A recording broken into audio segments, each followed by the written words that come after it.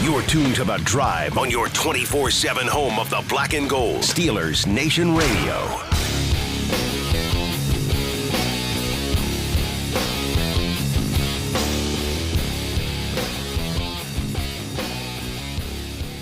Good afternoon, Steelers Nation. It's The Drive on the Steelers Audio Network. Wes Uhler and Matt Williamson with you here for the next 2 hours on this Thursday, where, as always, we've got plenty to get into. We're going to have our wide receiver trade candidates conversation today, Matt. I'm excited about that one. Same. Yeah. That'll kick off hour number 2 because I wanted to use... I'm going to dig deep. I wanted to have that at the start of an hour so that we had ample time and didn't have to do any tap dancing. I can't have Nathan over here being like, oh, we got to go to break. Exactly like, right. I'm only not even through the AFC. Let's go. That's one of those open-ended conversations. I'm not even through the AFC. So we will do that today.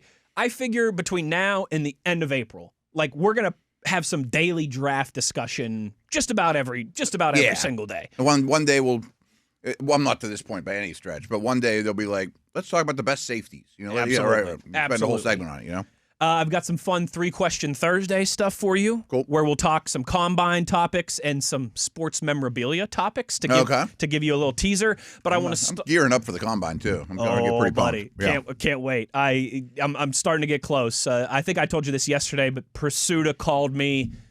He's all gung-ho because he's never covered a combine, never been to a combine before. He's like, this is like the one thing left in my career that I haven't covered. Well, I guess that and a Pirates World Series.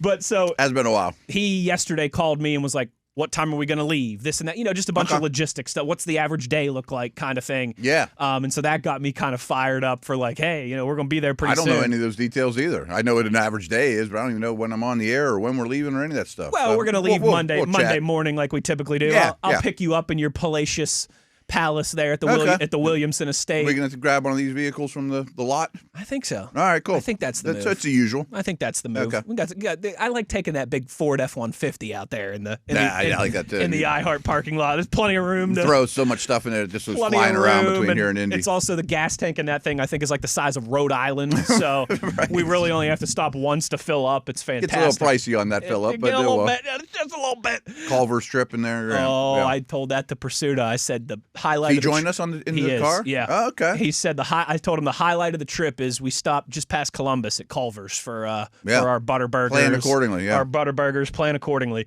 But Matt, we start today with yesterday we did kind of final power rankings for the 32 teams in the NFL. I want to do final power rankings for quarterbacks. Okay. This past season. NFL.com put their tiers out. Mm-hmm. Now, they ranked all 63 quarterbacks who started a game in the NFL this year. Wow. I don't know if we need to go 1 through 63. Okay. Maybe after 50, we'll just say the names. Exactly if right. something jumps out, great. Exactly right. And the way that this lines up is I feel like we can... Or number 63. How bad did he have to be? Real quick. Let's see. Okay, I gotta know now. Before we get into this, who is Mr. Irrelevant here on this list? It is... Max Brosmer of the Minnesota Vikings. Vikings. He was horrendous in his one start. Just beating out Brady Cook. I think Max is going to be a coach. Tanner McKee, Kenny Pickett, rounding out the bottom of your list. But and I know when we do power rankings, most of the time we like to start at the bottom of the list. But for this exercise, I think it's better to start at the top. I agree. Their Tier 1 rankings of quarterbacks for this 25-26 season had 6 names in Tier 1. Okay. I think there's 3 obvious ones. Matthew Stafford, number 1. Yeah. He won the MVP, and it was deserving, and he was phenomenal. Had an outstanding season. Yeah. Josh Allen, number 2. I say he'd definitely be in my Tier 1 as well. He carried that team for the majority of the season. He's NFL Superman. Yes, he is. Dak Prescott, number 3. Ooh.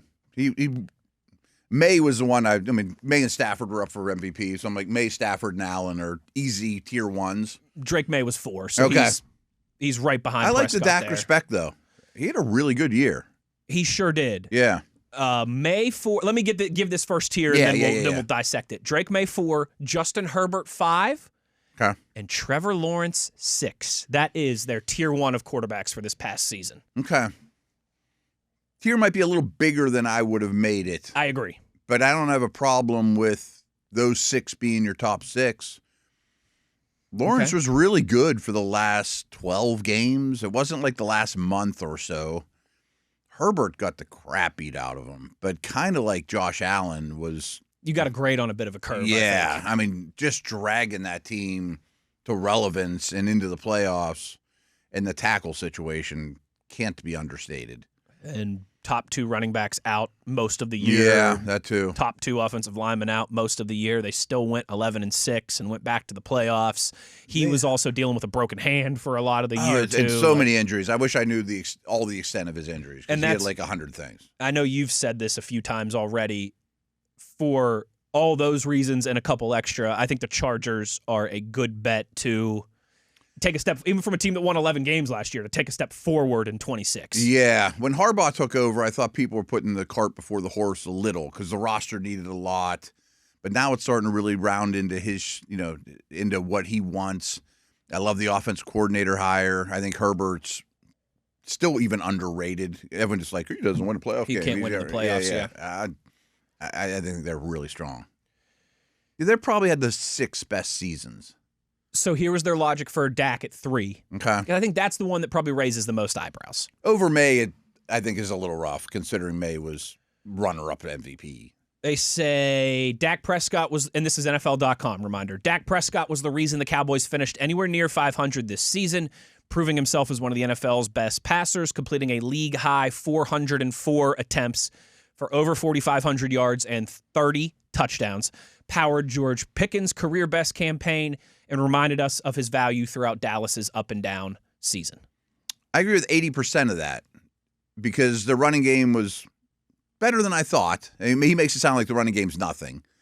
He didn't put up huge numbers, but Javonte Williams in the run game and the scheme was improved. Solid. Yeah. Defense was a big problem all year, especially post-Parsons trade, of course. But I don't know that he powered Pickens up. I mean, I think Dak benefited from Pickens showing up, and he's a good player either way. Absolutely. Right. Absolutely. And just kind of, I think George Pickens knowing contract year. You got him at the right time. Yes. Scheme's perfect for him. It's a good marriage for Pickens if he walks the line. If he walks the line. Yeah. Johnny Cash. Matt, the Trevor Lawrence ratings over the years are pretty wild. Oh, I bet. And I don't know that he belongs with those other 5. I might have had him kick off tier 2. Yeah. In 2022, they had him rated as the 6th best quarterback in the league. 2023, 15th. 2024, 26th. Now 6th. You think he's turned the corner for good? I do, because I think he's got the right coach. And I get called an apologist for Lawrence a lot. And I'll be honest, it was hard to stand on that weak limb for some of that stretch. The first couple, because we did a quarterback power rankings hour, I think, you and I, during training camp. Okay. And I think you had Lawrence higher than me and higher than the average populace. Yeah, and I hear about it a lot. I remember getting a few tweets throughout the season of like, Matt, your boy Lawrence stinks. Oh, yeah. I've gotten those over the years. And frankly, I did not think he was the ultra prospect, the LeBron prospect that everyone thought he was. The Andrew Luck prospect. Yeah, I mean, the transcendent, generational, all these words you shouldn't really use. I thought he was a really good prospect, but I also think all the changing coaches, for whatever reason, they always lead the league in drop passes. I mean, like, his supporting cast hasn't been terrible, but it doesn't bail him out ever. And when they got Myers, they got a stabling force that catches the football. And the beauty of the Myers addition is, like, all the pass catchers then found their role, because he could do the dirty work and the slot stuff and the in-breaking routes. And that's not what Brian Thomas Jr. wants to do at all. Nope. He wants to run fast on the sidelines. Parker He's Washington. really good at it. Right. And it also screwed him up because they counted on Travis Hunter so much. And I think Hunter's still going to be a great player, but that was the plan, That's maybe the most exciting part about what you just did if you're a Jags fan, is like, hey, you throw Travis Hunter year 2 into the mix and the offense could really take off. I mean, even like Brenton Strange is emerging. Yeah. I mean, like, all their guys are pretty promising. Tier 2, Matt. Number 7, Sam Darnold. Number 8, Caleb Williams. Okay. 9, Jared Goff. Ooh, that's an interesting one. 10, Joe Burrow. 11, Lamar Jackson. 12, Daniel Jones.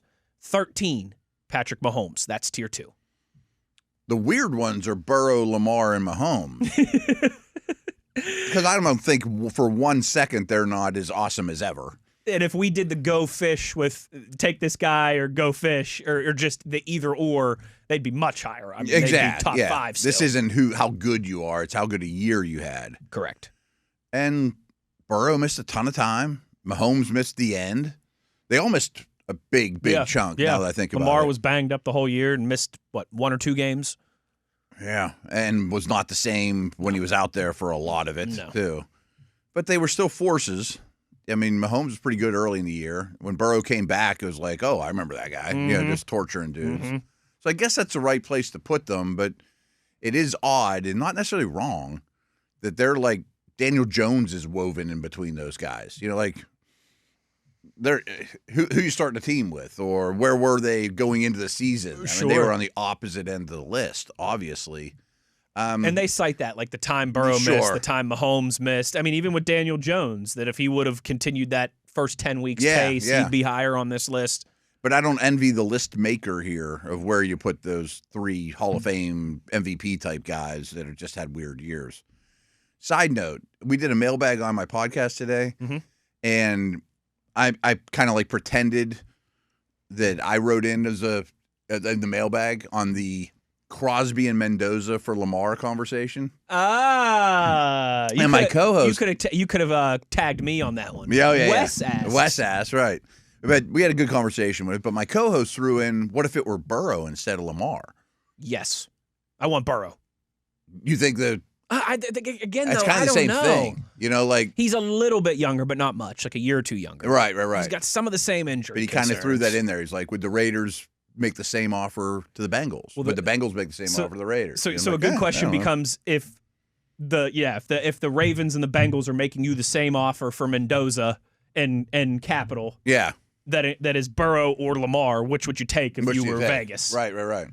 That's interesting. I don't know. They both have some interest. But maybe both teams because they're both at least... guys you could throw on the billboard and sell tickets and sell jerseys and drum up hype and the Bengals and Ravens both need pass rush bad, and cap space and But I don't know. I just wanted to throw it out there to our audience. That's a real good one. Yeah. We need to get some Raiders media person on here to answer that question for us. Which would you rather? And we kind of came to the conclusion both teams will probably say no. But it's all said and done. I'm just going to stay with what I got. Right. Yeah. I mean, it's February and we're making stuff up. Right. It's hypothetical season. Yeah. That tier's solid. How do you feel about Jared Goff at 9? Maybe a little rich, but the names after him didn't blow me away. I kind of liked that they had Caleb ahead of him. I think he deserved that. Yeah. I mean, there was some up and down stuff to his nature, but less. Their reasoning for Goff was that he produced at a very similar rate to the last 2 seasons, but with an offense that declined. An offensive line and a run game that was not the same as it had been the past 2 seasons. Fair. Which I get. Yeah, I think that's fair. Yeah. So maybe a little more was asked of him. So Mahomes' reminder was 13, and that closed down tier 2. Here's what I want to do, Matt. I want to take a break here. All right, cool. Because Aaron Rodgers is coming up. All right. I want to spend a little more time on that and this tier, and I think there's some real good debates in here and which of these people are going to rise back up into the top 10, top 12. Mm-hmm. So let's take our first break here. We'll continue this exercise on the other side and discuss Aaron Rodgers and the year that he had a little bit more in depth specifically as well. Just getting started here on a Thursday. Uhler, Williamson, it is The Drive on Steelers Nation Radio on the Steelers Audio Network.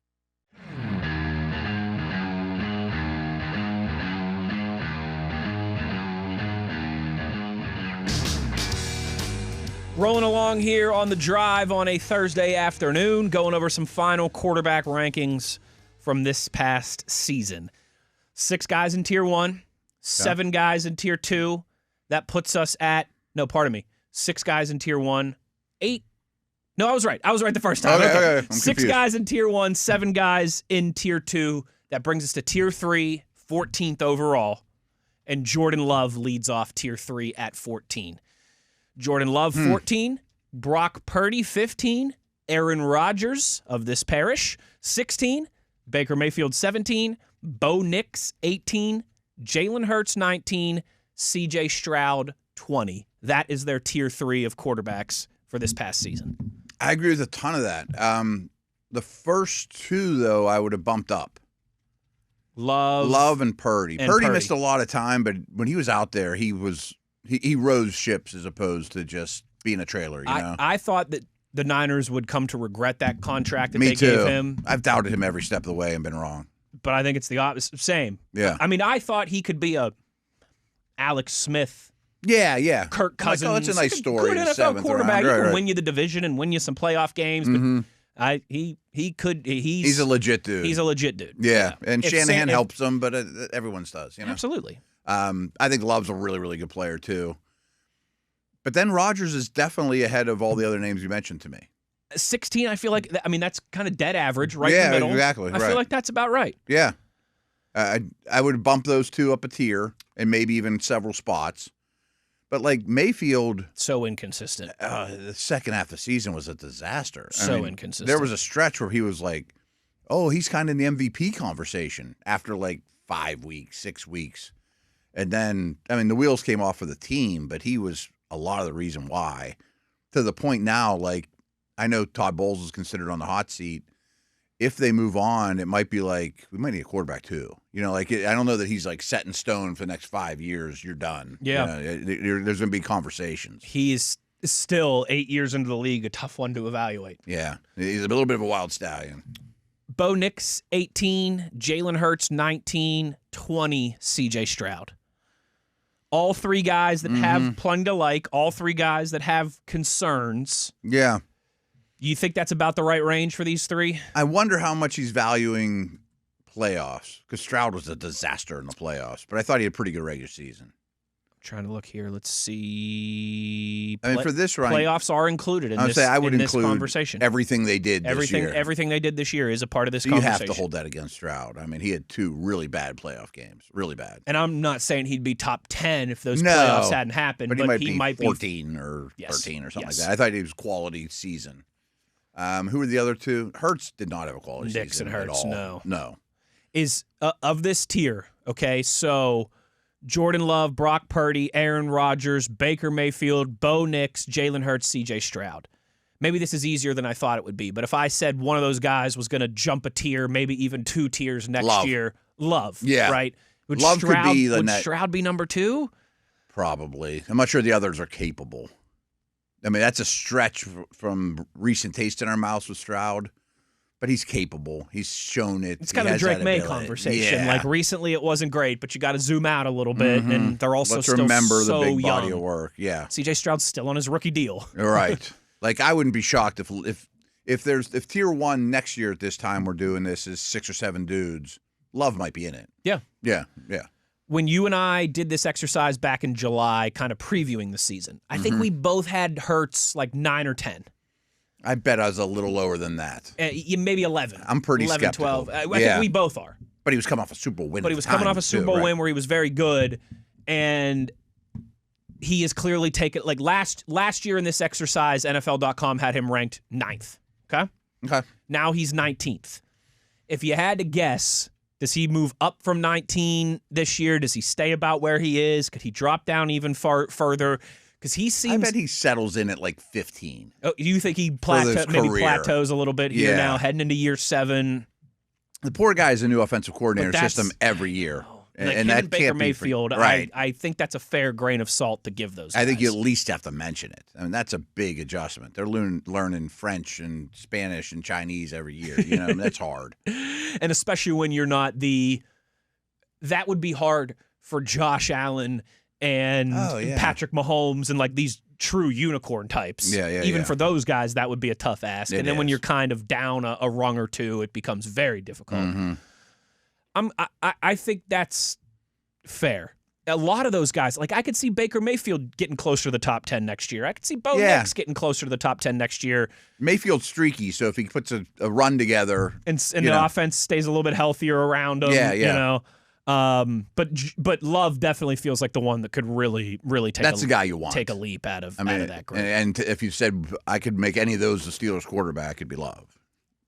Yes. Oh yeah. Yes. Yeah. I would think a second about C.J. Stroud, but it would be Love. It'd be Love for me. Tier 4, number 21, Bryce Young. 22, Tyler Shuck. 23, Jackson Dart. 24, the guy that Matt is hoping he gets a Valentine's Day card from, Malik Willis, 25. Wow. I was trying to think of a funny Valentine's Day. You really like this guy? I kind of went splat on that one. 24, Malik Willis. 25, Mac Jones. 26, Jacoby Brissett. 27, the rookie Cam Ward. 28, Kirk Cousins. 29, Marcus Mariota. That's tier 4. Okay. I don't have much to add to it except it's kind of young, incomplete grades or the Brissett's Cousins of the world that got thrown in and played all right in a kept few. their head above water Malik and Willis. did pretty well. Yeah. Matt, I'm not going to include Jackson Dart or Bryce Young because I already know your opinions on those guys. Yeah, I'm not big. Tyler Shuck, Malik Willis, Cam Ward.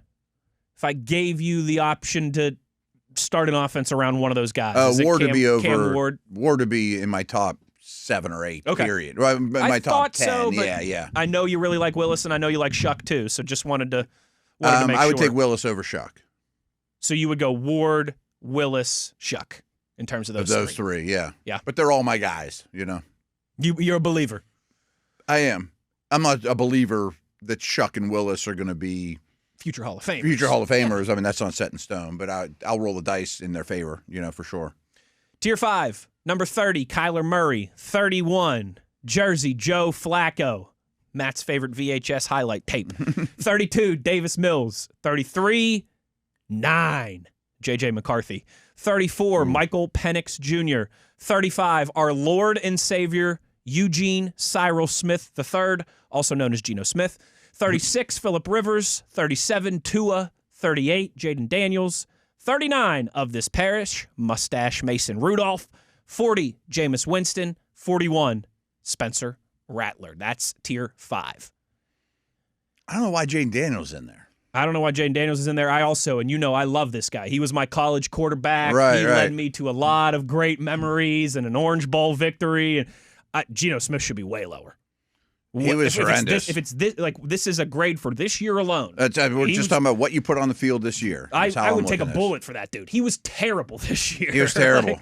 But, I mean, this whole group's not good. Also, yeah, I mean, this is the well below average. I guess when he's checking in next to Michael Penix and Phillip Rivers. Yeah, I didn't have a problem with Geno being this low because he at least played the whole year and is an NFL quarterback. I mean, this is not great company. This is not where you expected him to be. That's for sure. Definitely not. We would have probably guessed him maybe high in tier 3 type guy. But this implies Jaden Daniels didn't play well or had a bad year. I mean, he was hurt a lot. I mean, it wasn't he didn't follow up his incredible first year. Let's see what their reasoning is here. It almost feels as if we never saw more than cameo appearances from Jaden Daniels as injuries ruined his sophomore season. That's true. Yeah.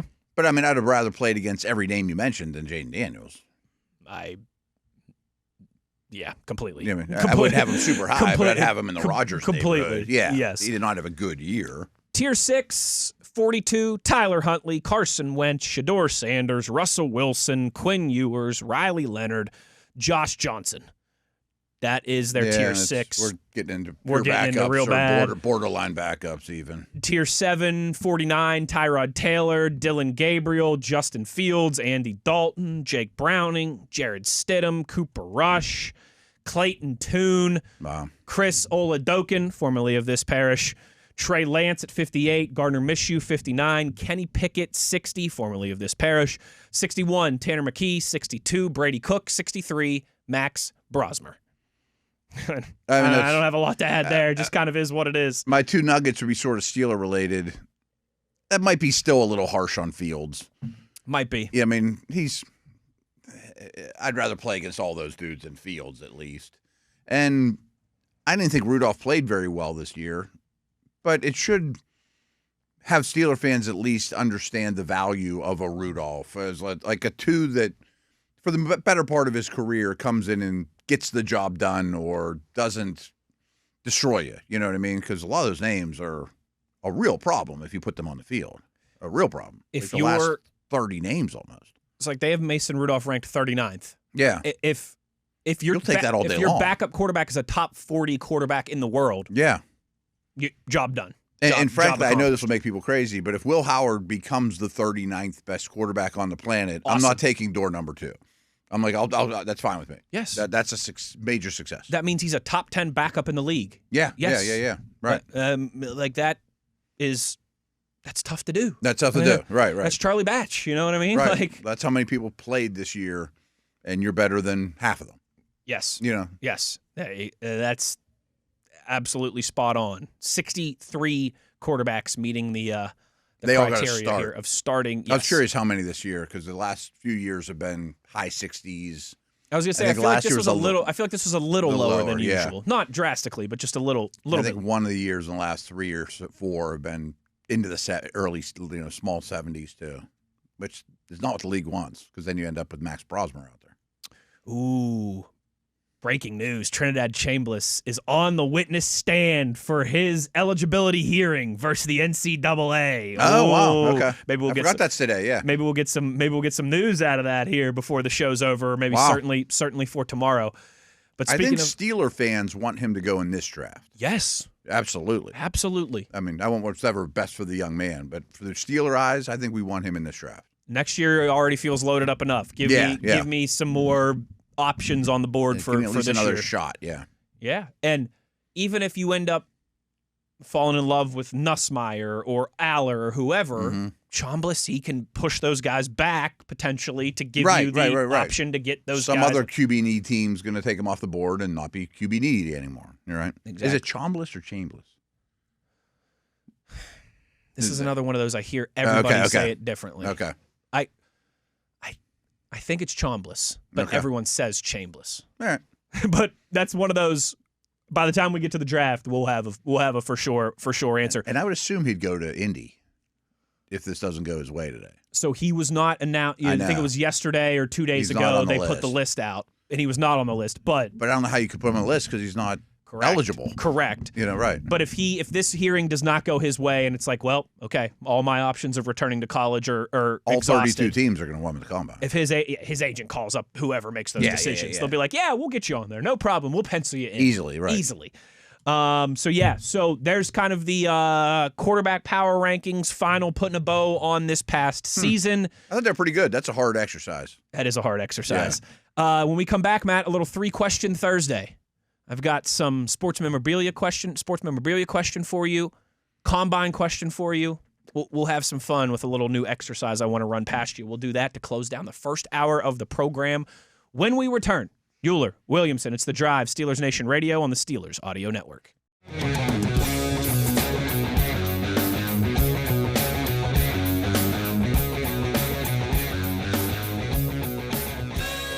Closing down the first hour of the program here on this Thursday as we kind of approach the halfway point of February. Valentine's Day this weekend. Oh, yeah. And the NFL Combine just about a week and a half away now. Yeah. This time in 2 weeks, we'll be on, day 3 or 4 out there of our coverage. Looking forward to it as always. Yeah. Matt, I want to introduce a new kind of off-season thing for you, a little 3-question Thursday. Cool. But before we do that, some kind of news across the timeline here real quick that I wanted to pick your brain on. According to NFL Network insiders Ian Rappaport and Tom Pelissero, Derek Carr has indicated that he would possibly unretire for the 2026 season if he encounters an interested party with the right situation.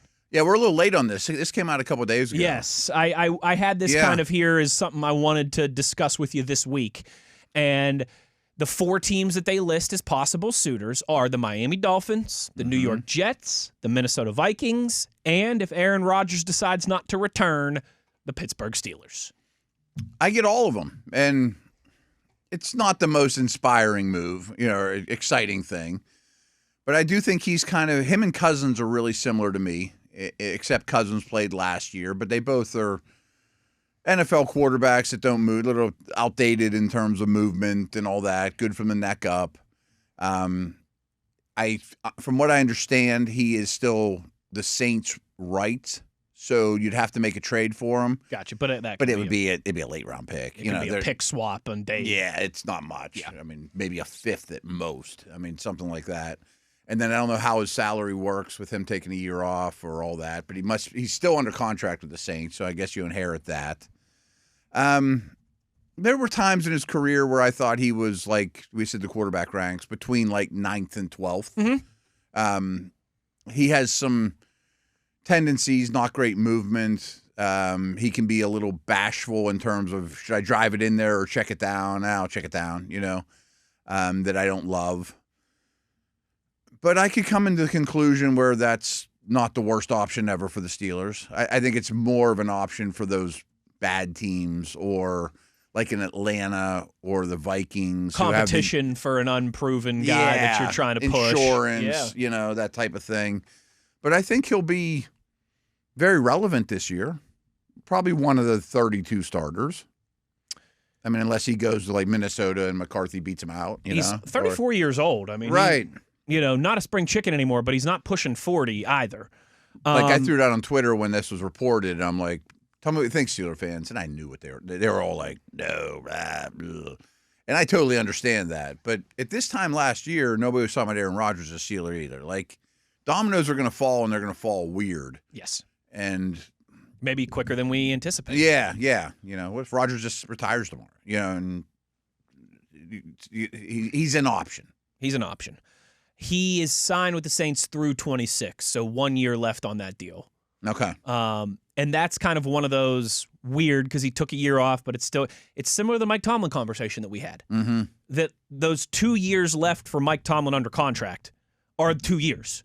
It's not that pauses, and if he decides to return. Right. So if he doesn't come back and you don't trade him in the next 2 years, you no longer have his rights. Exactly. So it's not like you're still on the hook for 2 years of Derek Carr, even though he didn't play last year. I think you get what I'm saying. Yeah. Just heading into the last year of his deal type thing. So just kind of backing up what you said about might be easy to nab if, in fact, that were something you were interested in. So, just I'd be a lot more interested if Chambliss comes out and you'd love him at 21.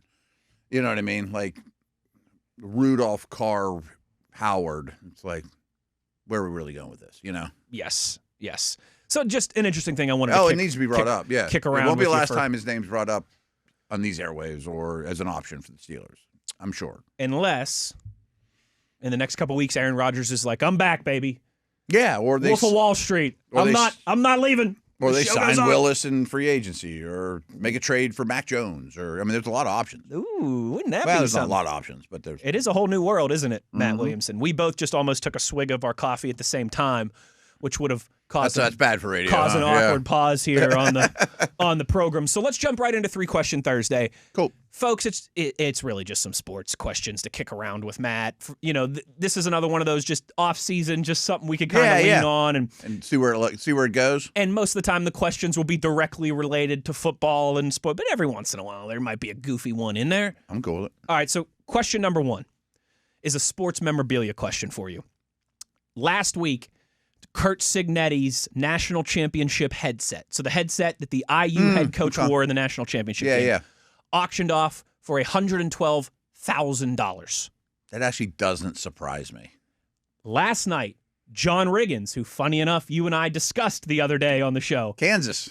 His Redskins Super Bowl jersey sold for nearly $500,000, like $470,000. The actual jersey he wore in the Super Bowl.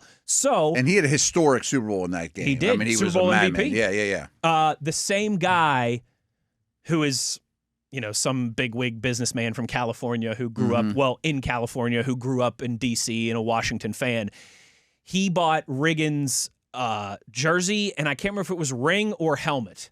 But the jersey was like $460,000. Wow. The helmet or ring or whatever the other thing was like $200,000. So he spent probably about $700,000 on his childhood heroes sports memorabilia. Like the nicest stuff you could get of the guy that he has out there. So, and I know you and I have laughed, speaking of Indianapolis, we used to have conversations like laughing in the car. We would go through on Google looking at all the different famous guitars and things like that Jim Irsay owned. The late that Colts all came owner, out, especially after he passed away. Had a bunch of Beatles stuff and Stone stuff and Zeppelin stuff.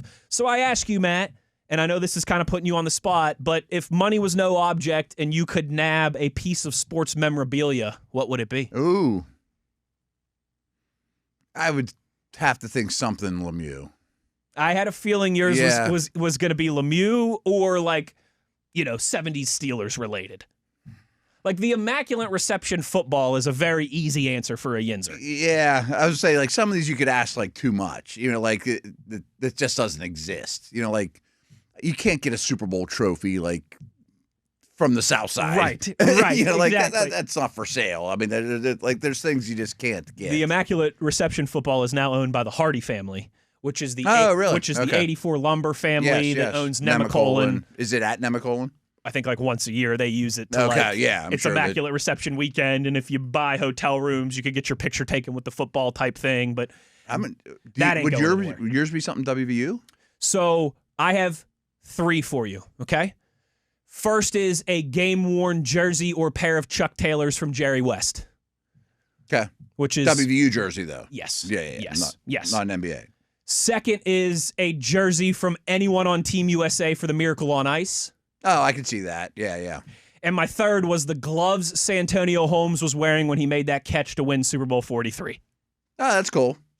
See, what's funny was one of the first things I thought of were like Ollie's boxing gloves and like the Thriller Manila or one of those type of deals. Years ago, I asked this same question of Moats, and his answer was I would want a pair of gloves or trunks of Muhammad Ali's. That was Moats' answer like 4 or 5. Maybe during COVID we had this conversation when we were killing time. I mean, in terms of value, that would have to be really high on the list, especially if it's from his best fight, his trunks or gloves. 1,000%. Yeah, that'd have to be really high on the list, more than like a Babe Ruth bat, or something like that. You want the Lemieux sweater from the when they were first Cup, the or North something Stars like that. Sweater when he split 700 defensemen and scored that goal in the something Cup like final. that. Yeah, it wouldn't be bad. Yeah. That's a good one. That's a real good one. That's always those kind of dorky like Kurt Signetti's headset for $112,000. Now, if I was an IU alum with a bottomless pit of cash, that's the thing. Easy decision. The biggest fan base in the world, and that one didn't shock me at all. No, I just finished watching the second season of Golden Auctions on Netflix. I've never watched it, but I know what you're talking about. You'd like it. Yeah. I think everybody would like it. It's all high end. It's this type of stuff that they come across. Everything like thousands and 6 figures and millions and cards and everything. But it does sound like the memorabilia market is like really booming now too. I mean, it's going up. It's fast right now. So that's why those numbers don't blow me away as much. It's become a popular. Like celebrities are buying stuff, and it's becoming bigger and bigger. Yes. How about like a Joe Green Super Bowl ring? How about like or Joe Green's rookie year jersey? How about the Coke bottle that he was handling in that famous Coke commercial? Yeah, I was going to kind of lean it towards Steelers. Like, what's something that's super Steeler related? I mean, even like a Rod Woodson game jersey, something would be pretty awesome. Do you remember when Terry Bradshaw and Willie Stargell, when the Steelers and the Buccos won, and they were on the cover and they did that photo shoot with U.S. Steel? And something from that, like one of the hard hats or sledgehammers or something from that would be pretty cool. Yeah, like my uncle has that magazine, framed in his basement. It's pretty cool. Yeah. All right, couple randomish ones here. This second one, not really. Matt, which would you rather? If someone could walk through the door right now and lay it down on the table for us, would you rather have a St. Elmo shrimp cocktail from Indianapolis or a Guinness from Dublin? The cocktail. Although I ate on the way here. And we will definitely get some in a week or two. We will not get a Guinness it's funny. I thought you might go Guinness just because we get the St. Elmo once a year when we're in Indy. And the Guinness is like a once or twice in a lifetime type thing. But I'm really looking forward to the shrimp. We're very close. We got shortchanged last year, dude. We're very close to the Elmo cocktail. You can taste it. Tyler remembers. I was mad at that mascot. That Colts mascot was walking around with a huge plate of them. I'm like, Hey, come over here. Right. What are you doing? While we're on the air. That's always one of my favorite days, one of my favorite moments of the Combine is when St. Elmo brings the big trays of shrimp cocktail every year to the Radio Row. And for those who are unfamiliar with what Matt and I are talking about, you're like, shrimp cocktail in Indianapolis? What's the matter with you guys? It's not close to the ocean. Like, right. Their cocktail sauce at St. Elmo is like legendary. It's phenomenal, and it's very spicy. Oh yeah. And so my favorite thing is, and like I remember my first year at the Combine, Dale told me to watch out for this. Moats' first year with us a few years ago, I told him and Max to watch out for this. you get the people who don't, they just think it's normal shrimp and sauce. Some people really change their faces. And some people take a big dip of it and they look like the Warheads, the Airheads logo with like their face gets all red and smoke's coming out of their ears while they're trying to talk and do radio and stuff. It's hilarious. I mean, it pretty much happens to you the first bite no matter what. But the unexpected folks, like, sometimes they're like, what did you just do to me? It'd be like if you went for sushi for the first time and didn't know what wasabi was, and you took a big spoonful of it. Right. Like an ice cream scooper of it. Right. Yes, like that's kind of an equivalent. It's similar, yeah. Very spicy, and if you don't know it's coming, and sometimes it's people are they're struggling on Radio Row when they don't know about it. Big time. And we'll look forward to that, and I'm sure we'll laugh about that. I didn't get any last year. I'm still mad.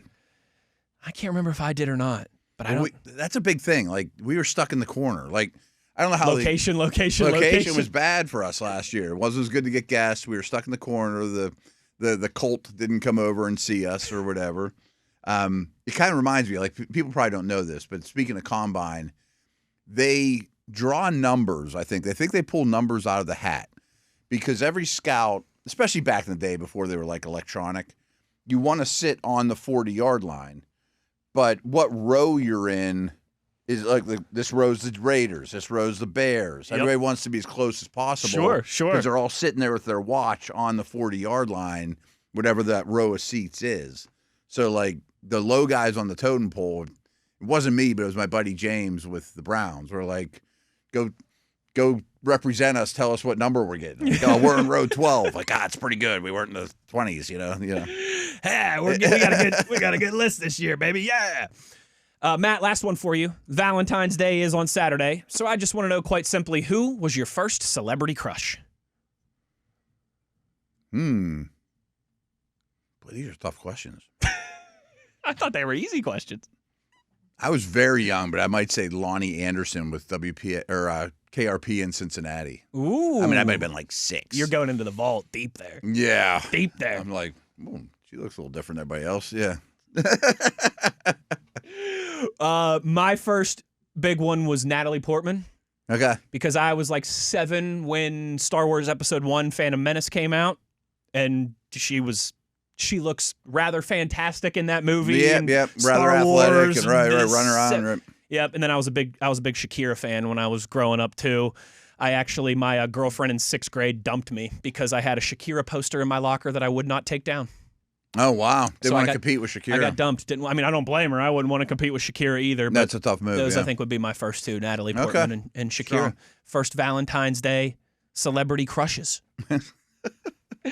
Matt, that's an hour in the books. Another hour to go. When we come back on the other side, let's have that wide receiver trade candidate conversation. Wow, yeah. We will also get into some of your tweets in hour number 2, so you know where to get at us if you want to get involved there as well. Halfway home today on The Drive. Wes Uhler, Matt Williamson. Another hour to go. It is Steelers Nation Radio on the Steelers Audio Network.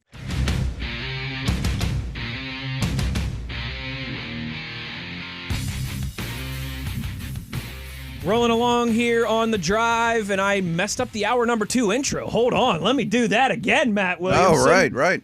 I'm just so excited to get into this wide receiver conversation. I forgot our standard operating procedure here. Good evening, Steeler Nation. How we doing? Well, that's good. Us too. That's good. Hour number 2 here of The Drive. Matt, how do you want to kick this thing off here? We said yesterday that we would discuss candidates via trade in the wide receiver market. I have a list of about 10 or a dozen here. Do you want me to read through these names? Do you want to throw some names at me? We don't need that list. I love it.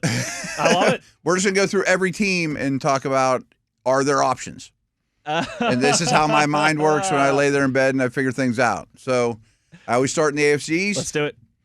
Buffalo Bills, you would immediately think no. Keon Coleman? But I was going to say, let's not forget, the Steelers hired the wide receiver coach of the Buffalo Bills. Great call. And they don't seem to be particularly thrilled with Keon Coleman. Now, this is not an A.J. Brown level trade where you got no more problems and, you're loaded. But if we're going to throw a late pick for somebody the receivers coach worked with and maybe liked, and I always thought he was more of a slot than an outside guy, maybe you want to use him a little bit differently. These don't have to be first-round $40 million players. You know what I mean? Sure. So I think he's noteworthy. I think so too, especially the way they've kind of thrown him under the bus in the offseason. Mm-hmm. Might be able to get him on the cheap. So I just want to know, throw names out. I like it. Yeah. I mean, these are the, no, and I'm sure our listeners will be like, ooh, that name's exciting, or, whatever. Yeah. All right, so if we stay in that division. Patriots, I think there's nobody for the Patriots.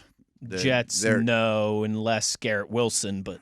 I don't think he's on the market. He might be their best player on their roster right now. Right. I mean, maybe it would get to like trade deadline time again when they dumped Quinnen Williams and Gardner, that they just are really selling off. But I don't think so.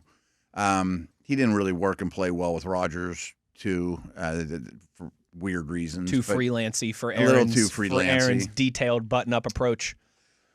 The Dolphins, Jalen Waddle. And Tyreek. I mean, he's on the roster. He's injured. I don't think he'll be a Dolphin. I don't think he'll get traded. I think he'll get cut. He's coming off a massive injury. I don't think he's for the Steelers.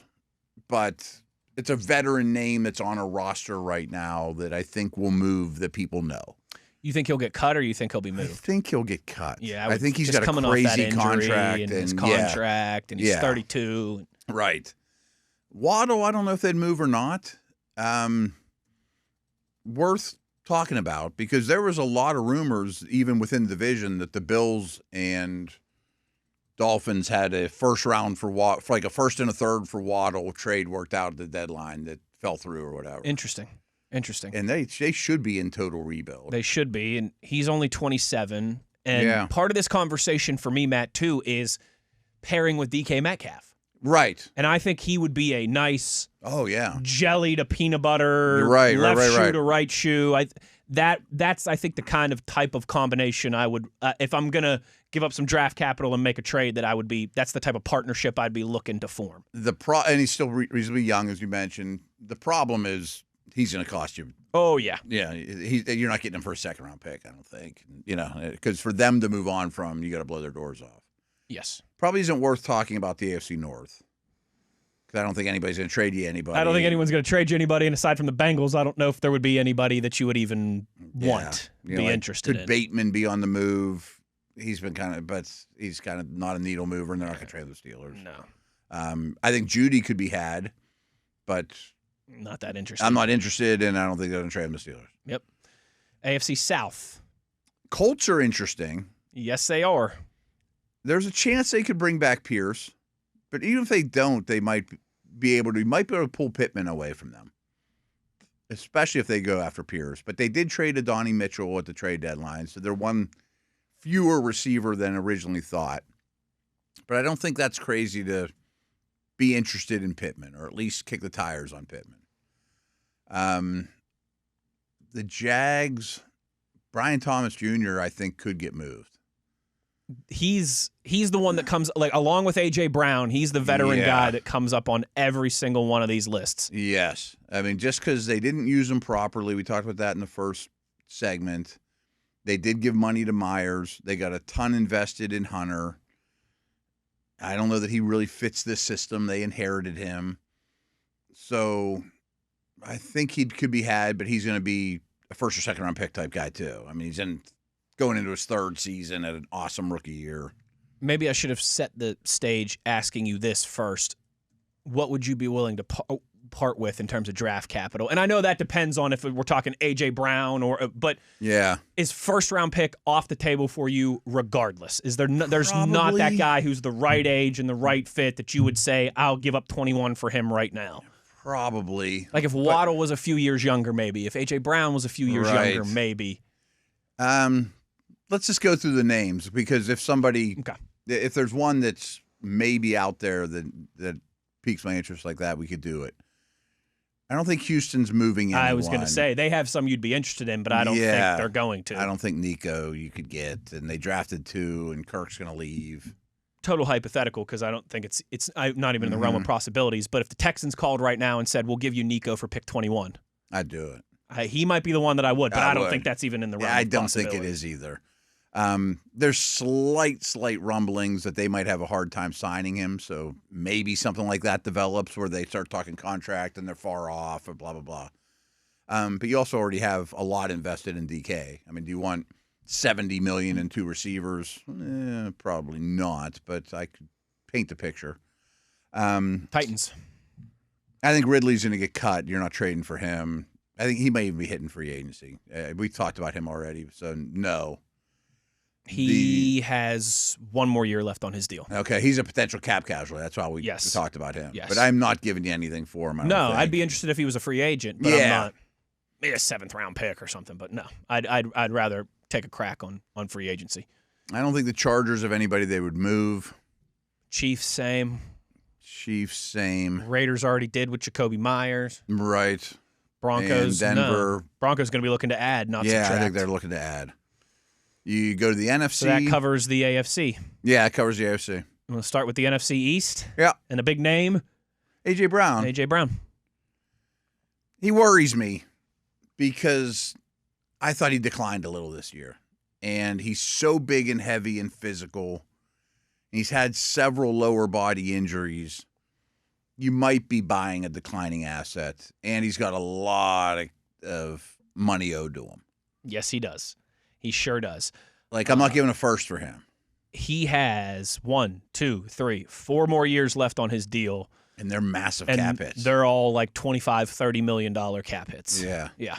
And I think the Steelers are one of the teams, though, considering the number of picks and the number of cap space they have, could give up a pick and cap space for one of these names we talk about in this segment. You know what I mean? There's some teams that could never pull this off. They could.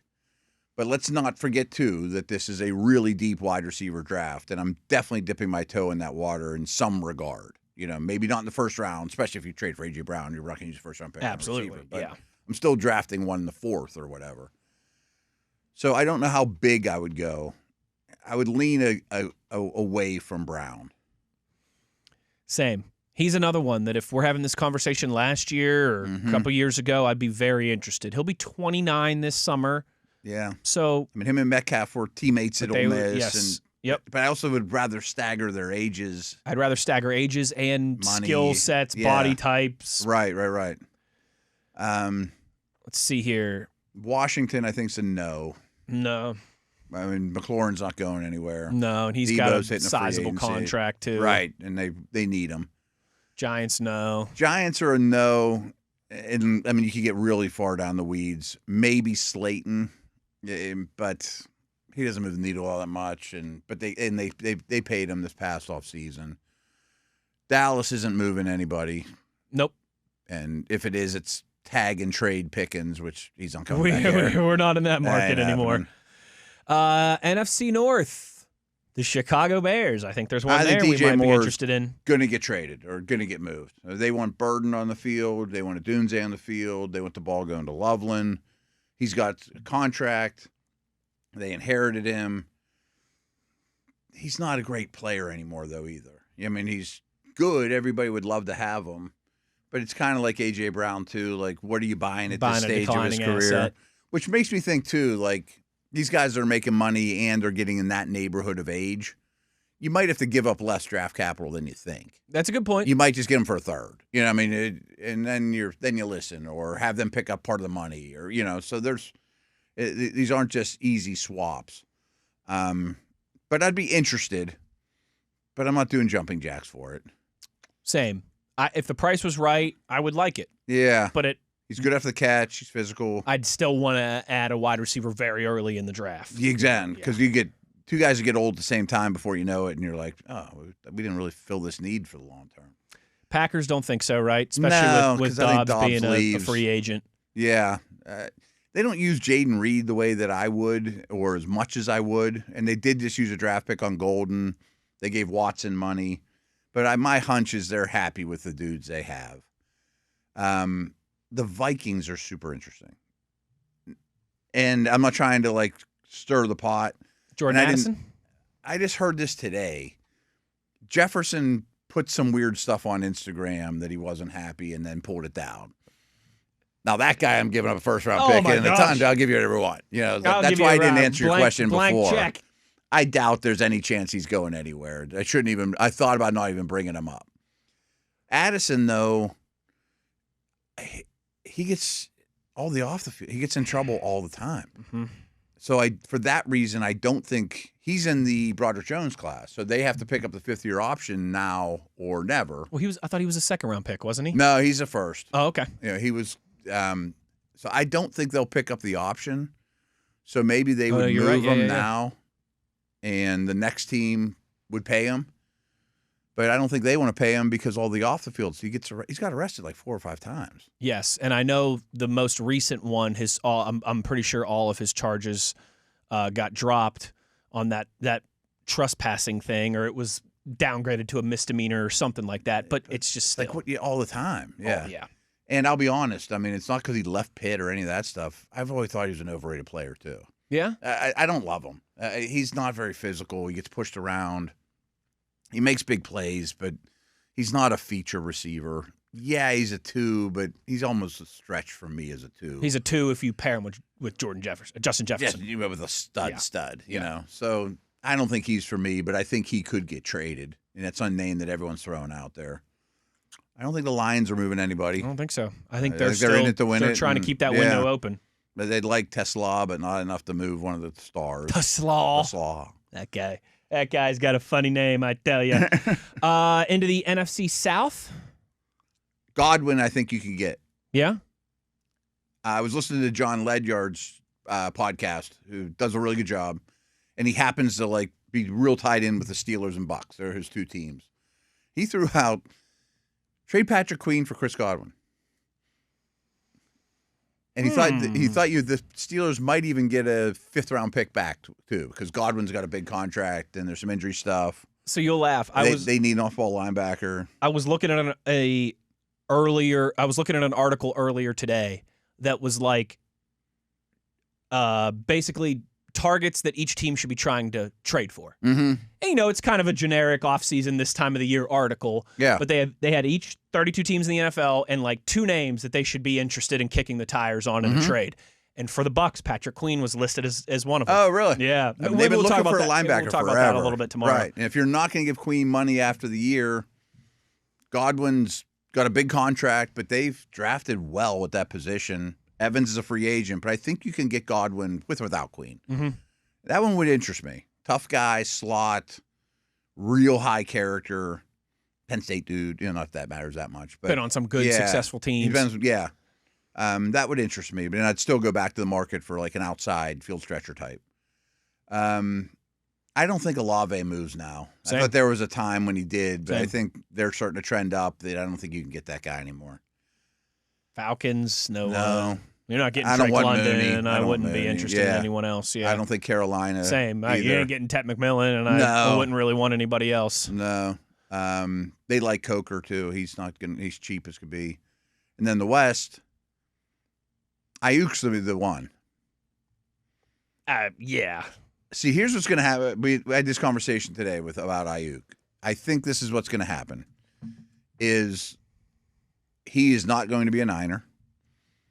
He will probably get traded for a very late pick, or if you want the contract, if you just want to make sure you don't have to fight the other teams for him, you give up the pick and you talk contract with him, which is high, but it's also always guaranteed stuff you already got. So they paid all his bonuses and all that stuff, so kind of getting him on the cheap. I mean, that sounds weird to say it that way, but or they're going to cut him and you'll compete with teams for him and he'll take whatever offer he gets. Sure. But I'd be really interested in that one. I don't know what's all going on off the field, but him and the Niners have just never gotten along. No. But I think he's worth an a shot. undeniable talent. Undeniable talent. Coming off a major injury, but should be ready for camp and all that stuff. I think he's a chance that I know people won't hear that name because the whole summer we talked about it, but I bet you could get him even on a 1-year deal or a renegotiated deal or give up the late pick and add something to it. And he may fizzle out in an Antonio Brown type of way. Yeah. But I don't think he's a bad guy. I think he's just not – him and Shanahan have just never seen eye to eye. And he was once great. Oh, yeah. And I'm still using a 3rd-round pick on a receiver. That name really intrigues me because there's still a lot of tread left on those tires, too. Yes. Rams are a no. I don't think so. Yeah. Seattle's a no. They're going to be looking. They're going to be looking. And what if... I got one more. Okay. Marvin Harrison Jr. That was... Yeah. So what if the Cardinals called you up and said, we'll give him to you for the 21st pick? No. But slightly less than that. 2 and a 5. Okay. He hasn't done much in the league. No, he hasn't. He's been a disappointment. He's been a disappointment. Now, I've often referenced reception perception and how I defer to, Matt at times for wide receiver stuff. And he thinks, and I've come to believe the same way, that Marvin Harrison Jr., people treat him like he's DK Metcalf or Pickens as a big, fast, outside the numbers dude.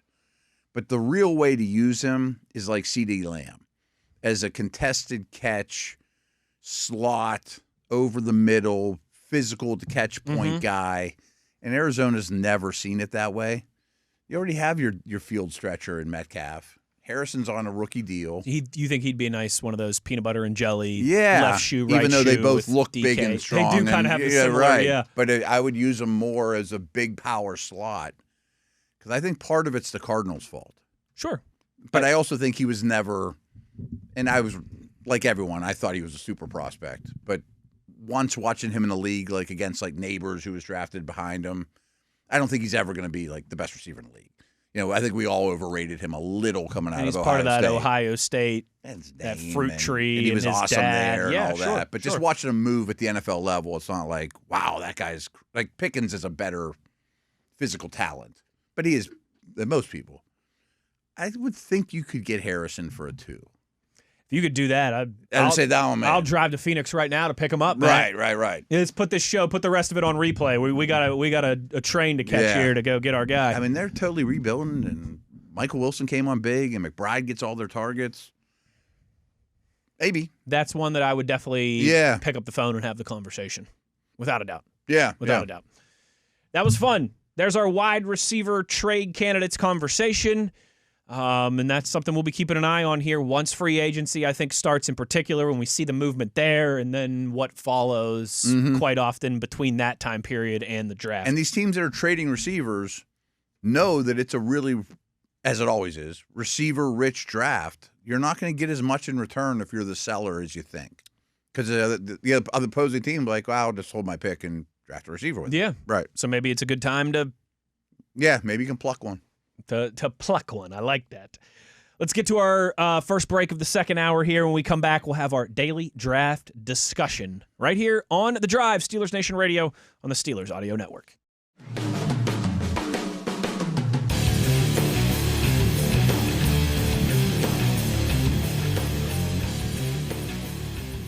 Can I just say real quick, Matt? Mm-hmm. I'm like following along with the live updates on some Mississippi newspaper's website about Trinidad and his NCAA eligibility hearing. Isn't it insane that this is the point that we're at? It's gotten pretty crazy. It's late in the process. 2019, that season, the 2019 season, was the 150th season of college football. Okay? Think about how much the sport of college football, it changed like the Titanic turns in its first 150 years. No, right. Matt, right. Okay, Matt, yeah. The first 120 years of college football, we didn't even have a national championship game. It took them 120 years to be like, hey, you know what? Maybe we should do. Maybe we should have a champion. Maybe we should get the top team and the second team and have them play every single year. Good thinking, right? Not have Pitt and Georgia play in this game and USC and Texas play in this game, and then 7 teams claim the national championship. Right. I won the Cotton Bowl. I won the Rose Bowl. I'm a national champion. Yeah. Right. I mean, it took them the first 150 years of the NCAA. It moved like the Titanic turns. Yeah. These last 5 or 6 years, it's like a Formula One race. Yeah. It's unbelievable. Wow. It's unbelievable. I thought of it in that light, but that's interesting. Like it's just insane that we have guys now, and he's not the first one. He won't be the last one that's like doing this type of thing. It's just absolutely nuts. It is the Wild West, and I don't know if there's ever going to be a perfect solution for any of it. No, I know. But I would love to get to a point where, because this is what we're doing already, like where the NFL almost kind of controls just college football. Not the let the NCAA do everything else. Mm-hmm. They don't control the college football postseason anyways. That's run by ESPN and ABC and Disney and the SEC and the Big Ten, which that's a funny kind of trivia quirk for you. Technically, there's never been an NCAA football champion because the NCAA has never crowned the football champions. Okay, it was the AP for so long, and then it was the BCS, and now it's through them. Okay. It's not like March Madness, which is crowned by the NCAA, which is it's they've never controlled the postseason in the national championship. Does the trophy even say NCAA on it? Probably not. Ooh, that's a good question. I don't know. Yeah, I don't know. WVU's never won one, so I couldn't tell you. I'll get back to you later on that one. You've been nowhere near one.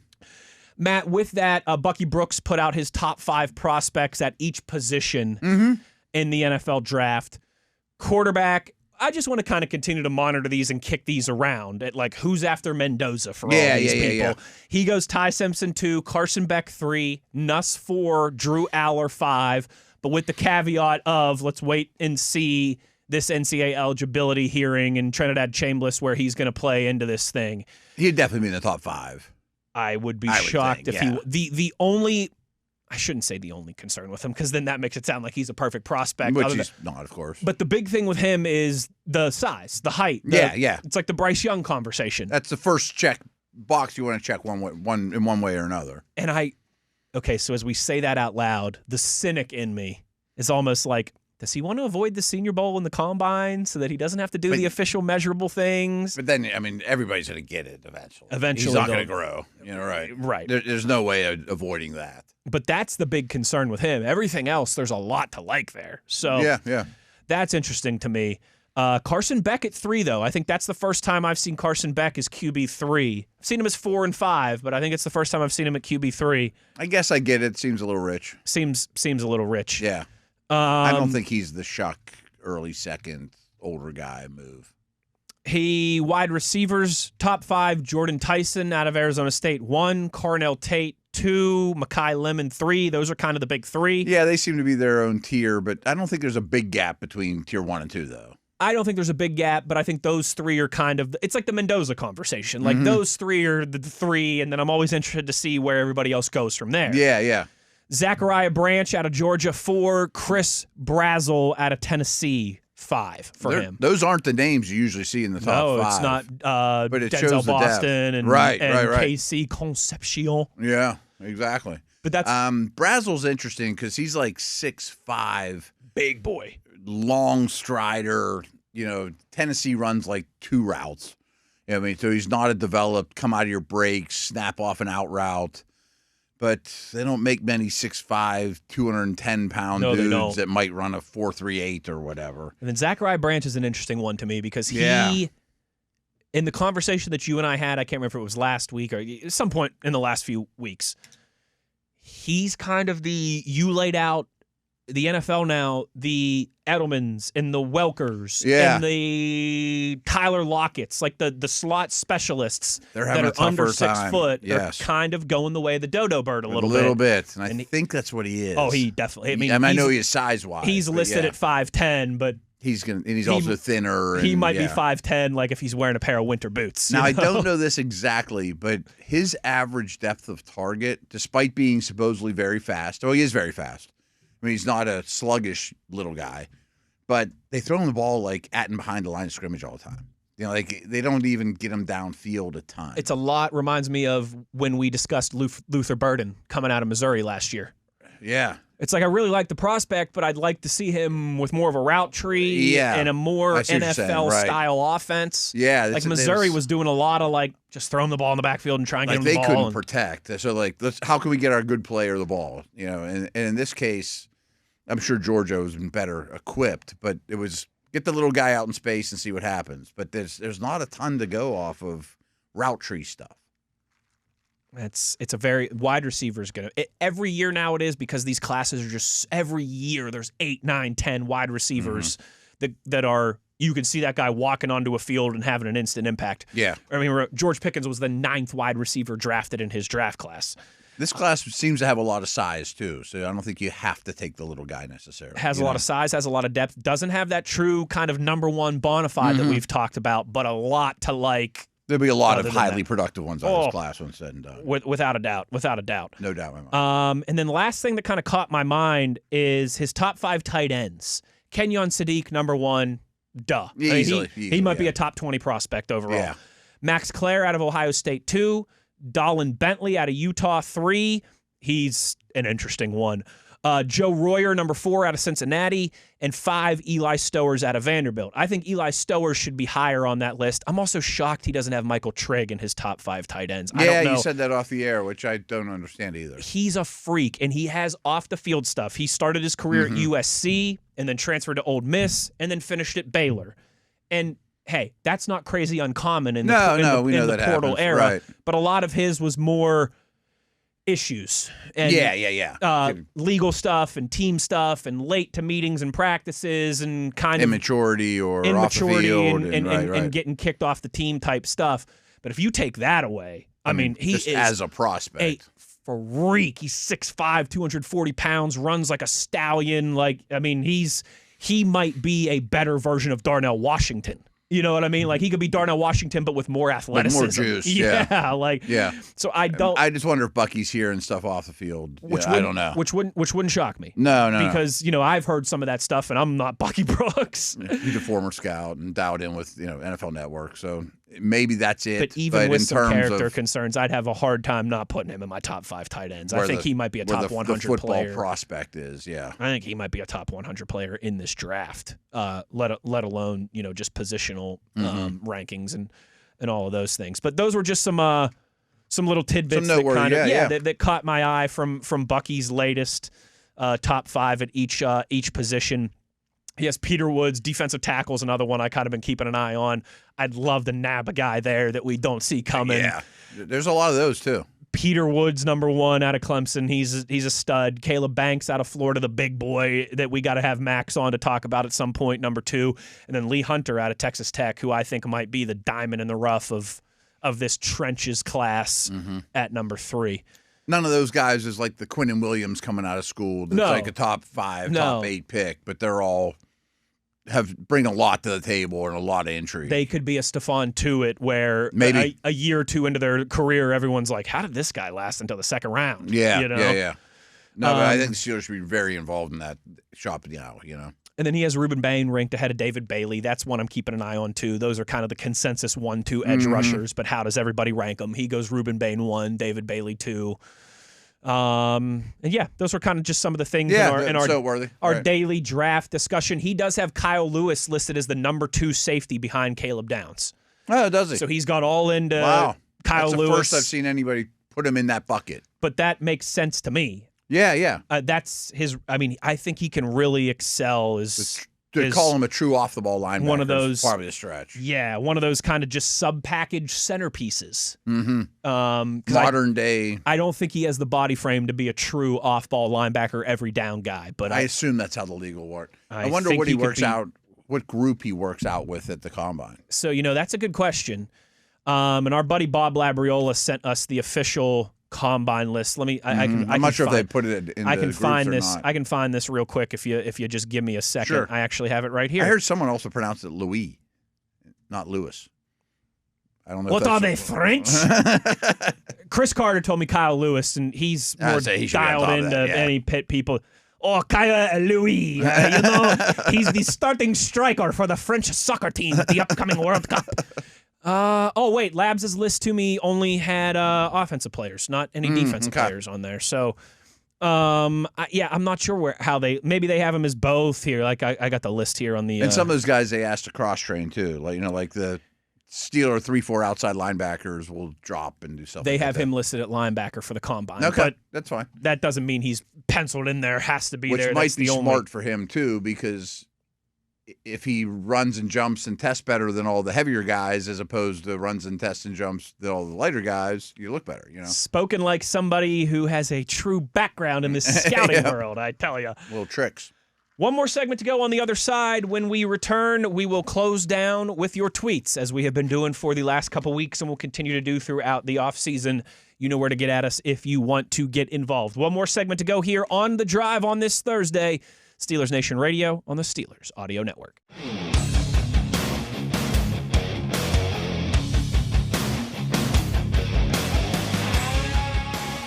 Final segment here of The Drive on this Thursday as we get closer to the end of the week.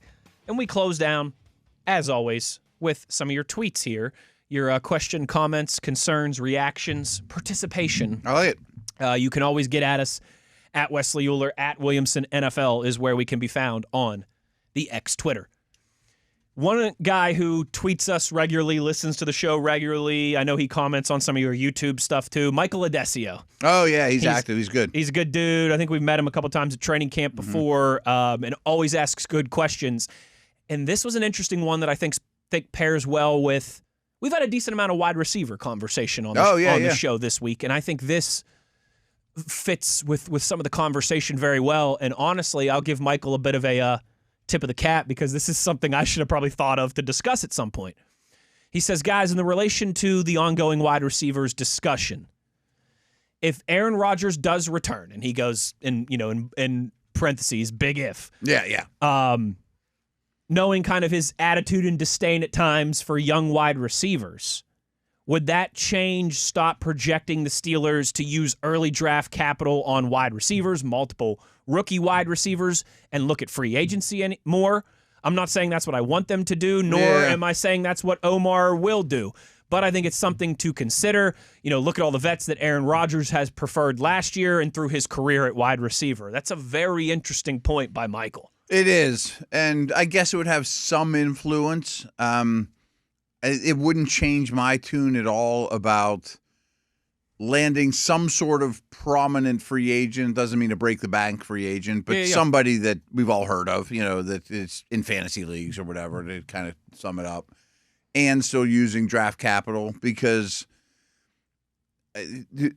I do want to stagger the ages of your top three guys. I think that's important at every position group. Yeah. But maybe the ones like wide receiver and defensive back where athleticism is paramount. Yeah, you don't want them all hitting the wall at the same time or being up for free agency at the same time or being expensive at the same time. Let's not kid ourselves. Yeah. There's not going to be someone Cam Hayward's age at wide receiver that's doing Cam Hayward best at his position in the league at 38 years old. That's just that's not happening. Right. So, and I also think you have to think big picture. Like, I know that every year you're trying to win the Super Bowl, but if you do still use a first-round receiver pick on a receiver, Rodgers isn't good. At most, you're getting him one more year. I mean, we're not going to have this conversation yet again next year about Rodgers and who he likes and all that. It's going to be some other quarterback, hopefully somebody that's a year younger than your first-round pick this year, wide receiver, and they can grow up together. You know what I mean? Archer, Sellers, or whatever. Yes. You know what I mean? I think it's a very interesting conversation point there by Michael, but I get back to what you're saying. You cannot, if Aaron Rodgers returns for what we all know would be the final tour. It'd have to be. Right. And not like the Kiss or Elton John final tours where they said like 7 different times that it was the final tour. Like, this is the final tour. You can't let him dictate your roster that much. No. You just can't. You can't. That's too short-sighted. He's going to be there for 6 months, and then he's going to be gone. Right. If he was the best quarterback in the league and you thought you could win it all and you're pushing your chips in, that's different. That doesn't mean they can't win it all next year if he were to come back. But you can't look at it like we're going to mortgage the future just to get him Marquez Valdez-Scantling. Or we're going to make a bunch of decisions just to make him happy when he's only going to, we're basically leasing him for the next few months. Right. Now, there could be a middle ground there. I think there would be. Where they'll say, we'll get you a veteran wide receiver or two in free agency, but we're still going to bring in some young guys that are going to be significant parts of this offense. Yeah, and we want them to learn from you, Aaron, how to run their routes and be in the right spot because they're going to help coach up to the quarterback and that entire dynamic and relationship. Yeah, that has to be a big part of the conversation ahead of his potential return. I would think already we know the leadership, mentorship of Will Howard and the potential for insert another name there. But I think that has to apply to the entire offense, all the skill position players. I mean, he was helpful to Zach Frazier. I mean, all these guys, right? Yeah. Absolutely. RJ tweets us and says, if Kenny G ends up leaving in free agency, what would you guys do or how would you view that room? Caleb Johnson feels like the ultimate unknown, incomplete with this new coaching staff. You'd have to address it. You cannot go with Jaylen Warren and Caleb Johnson as your 1 and 2. No, not even a chance. And that's not a Jaylen Warren as your 1. You can do that. You can't go with Caleb Johnson as your 2. I'm worried if you re-sign Gainwell to go with just those 3. I want 4 guys I can count on at that position. They get hurt. And, well, not 4 guys I can count on. 4 options. Because Johnson you can't count on. No. And I think even if... And you won't know the answer until you get to camp, and that's too late to go get a running back. Even if new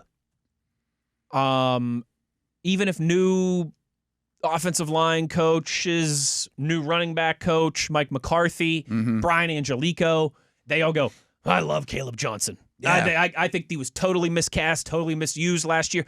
Okay. I still think you need a insurance piece, whatever you want to call it, another body, and that's a physically demanding position too, where guys are going to get beat up and miss time. They're gonna, right? It wouldn't shock me no matter what they use like a 5th-round pick on a running back. That was going to be my next My next question was, do you go to that well again in the draft? Do you try and nab somebody on the cheap, proven backup in free agency? I guess it could be both. It could be both. I have mixed feelings on Gainwell too. Like I could see him trying to outprice himself, which I wouldn't blame him, and maybe somebody would jump on it. But I would kind of have a cap in terms of spending limit with him too. I think the world would go round without him, but he was a really successful, important part of this last team. Johnson to me, there's guys like Johnson and Roman Wilson, and to a greater degree like Corey Trice, where I'm real happy that they're Steelers. Well, I wish they had already hit and they were stars, but they are Steelers, folks, and they're not going anywhere. But I don't know how you can count on them. They might come to camp and be great. They might not make the team.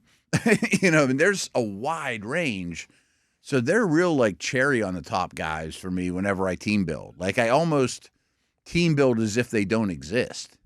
That's a good way to frame it. Yeah, and if everything you get gets great. Anything out of them, it's awesome. But if I'm counting on them and they let me down, well, then shame on me. If you end up looking at them a few weeks into the season and you go, "Ooh, you're the rug that's really tying this whole thing together." Yeah, great. Now I got an extra guy. But they better not be your sofa and your flat screen TV. And right. I think you have to look at those guys like, man, if we get something out of them, that's great because we might. There was something we liked one day, but to count on them as part of the foundation of the house, no. It's absolutely the right way to frame it. We got a few tweets. So since we started the show today, Matt, the Steelers have finalized their 2026 coaching staff. We're not going to jump into that now because we're going to do some reading and some research, and we'll have a whole segment on that tomorrow on Friday. That was released today on Friday's show. We've gotten a bunch of tweets. Matt tweeted us. I'm trying to look at everybody here. Matt tweeted us. Brad tweeted us. Tom tweeted us. I think even one or two more. Christopher and Matthew. I don't need to read through all these names, but just thoughts on this coaching staff. How does it compare to Mike Tomlin's? Is it bigger? Is it smaller? All this stuff. We will get into all of that tomorrow. Okay. So because I want to have more time to really look into all that. I don't 100% know. Yes. It's similar. They don't have 6 more spots than they did or anything. But right. Yes. But I will tell you this: the previously unannounced hires. Okay, because we've covered the vast majority of these. The Brian Angelicos. And the Patrick Grahams. We've talked to them to the best of our knowledge. Yes. A lot of Wikipedia scouting. A couple unannounced hires that were included in today's announcement. Robert Kugler as tight ends coach. We had discussed him very briefly. I say his name came up, yeah. But he had never really gone past. We had never gotten an official report. We had heard that he was in the conversation, a front runner, but hadn't gotten an official report. So Robert Kugler, tight ends, game management and assistant quarterbacks coach Tim Burbenich, I believe is how he pronounces his last name. I like that there's a game management coach. That was something he did with Dallas. It already looks like this staff is a little bit bigger than Tomlin's. And again, there wasn't a game management guy last year, right? And there's pass game coordinator and some of these things that they didn't have in the past. So those two, strength and conditioning assistant Abe Munayer, I believe is how he pronounces his last name. Okay. And one additional retention, strength and conditioning assistant, Justice Gallic. So three new previously unannounced hires there: tight ends, game management and quarterback assistant, and strength and conditioning assistant. Okay. So I would bet the staff is several people large. It sounds like it, and as I'm kind of piecing that together in my head. But like I said, we'll know that tomorrow. Right. Give us tonight to really piece this thing together, and we'll have more concrete discussion and information on that tomorrow. Frankie Z tweets us a mock draft input question here. I don't know, why am I burping all of a sudden? Like, just coffee's hitting me. How will we feel about this if the Steelers went Peter Woods, defensive lineman who we just discussed out of Clemson, at pick 21, Malachi Fields in the second round, wide receiver out of Notre Dame at pick 53? Sign me up for Fields at 53 all day long. And I tell you, Peter Woods at 21, I mean... Yeah, I don't have a problem with that. That'd be like kind of the tackle thing that you did with Broderick and Faltanu and going back-to-back at, not the exact same position. No, but I know what but you just went with an interior defensive lineman with Harmon last year. But if Peter Woods was available at 21, I would not hate that at all. No, I bet he tests real well in Indy. I bet his stock starts rising a little bit. He's one of those, remember the conversation when the Steelers drafted Cam Hayward at pick 31. Mm-hmm. They had him ranked like 16th on their big board. Oh, sure. And it wasn't a priority that year, but it was like, we're at pick 31. We have this guy at 16. We have to take him. You have to take him, right. Woods could be that guy. It could be one of those, like, we've got Peter Woods as a top 15 player in this entire draft, and he's available at pick 21. We're going to take him. I'm not quite yet at saying I would sign up for that right now, but I think there's a good chance that by the time we get into March and April that we'd be pretty happy with that. I would say Malachi Fields at 53 and Peter Woods at 21. Yeah, I'll trade. I think I would take Fields at 53 right now. I think so. Yeah, but that would preclude you. Then you couldn't take one in the first round. Right. But that's not how the world works. But I mean, right, yeah. But yeah, if you could get, Woods, who might be a top 15 prospect at 21, Fields, who might be a top 40 prospect at 53. I know it was a long time ago, but before his final year at Clemson, Woods was projected as like a top 5 guy in this draft. Yeah, let's not forget that. Yeah, if this was like a way too early power rankings, he would have been a top 10. He would have been on top 10 on everybody's board. At everybody's board, yeah. Right. And had kind of a disappointing season, as all the Clemson guys did. And last one, David tweets us and said, "Did you guys see your girl Cynthia Freeland's most recent mock draft today? Very interesting pick for the Steelers at 21 with the eye emojis." So I pulled it up. Okay. Cynthia Freeland. She always does this from a statistical, analytical standpoint. She has, at pick 21, the Pittsburgh Steelers selecting Jeremiah Love, running back out of Notre Dame. Wow. I don't think he'll get there. I would be shocked if he got there. Yeah. I know running backs and the value and all that, but he might be a top 3 player in this draft. It's funny you said that because on our show today, I was asked not who are the best value prospects. Mendoza's the top prospect in the draft, but who are the best players? And I went Love at 3. Behind 2 Ohio State dudes, and I put Mendoza at 4. Our guy Dane Brugler had him at 3. Yeah, I think of all the big boards, not the mock drafts. That's what I mean. Big boards. Who's the best player? I haven't seen him outside of the top 10 yet. Right. And most of the time he's been in the top 5. Like there's a couple that have him at 7 or 8, but most of the time he's been in the top 5. Yeah. So that would be a very interesting. I mean, that would be the true best player available situation. Team needs explosives. Needs explosives. He is dripping with explosive play rate, And part of her reasoning was the pass game she feels like will improve under McCarthy. It's a top 10 offensive line in the NFL. Okay. And it'd be a great landing spot for him to kind of plug in and have an instant impact running back, rookie season. Like at that point, I mean, obviously Gainwell wouldn't have been in the mix, which you'd have to make that decision first. Yes. But if he weren't, he'd be a much better version of Gainwell. I mean, receiving back and all that. That would be one of those ultimate wild cards of like... Yeah, it's just too good to pass up. If you've got him 3rd or 4th on your big board and he's there at pick 21, I know it's running back. But, right. And that's the only reason it's even a conversation. But you know what becomes very interesting for me, and I'm surprised that this wasn't pointed out in the tweet as well. This makes it even more of a debate. Is at pick 22, right behind Jeremiah Love, she has Jordan Tyson, the Arizona State wide receiver, going to the Chargers. Oh, I'd probably take Tyson. if it was Tyson and Jeremiah Love both on the board and I get to make the pick, I think I would take he's my wide receiver number 1. Yeah. So if I could get him at pick 21, I'd be doing jumping jacks. Unless the receiver was somehow the need was gone. Like you'd made a trade and signed somebody. Like or there's whatever. only 1 or 2 off the board at that point, and you're looking at it and you're going, hey, there's going to be a really good receiver at 53 that Day we 2 is going to like. be loaded still, right? So we could take Jeremiah Love here, and then we can go and get a really good playmakers all over the place. Just get playmakers all over the place. Yeah.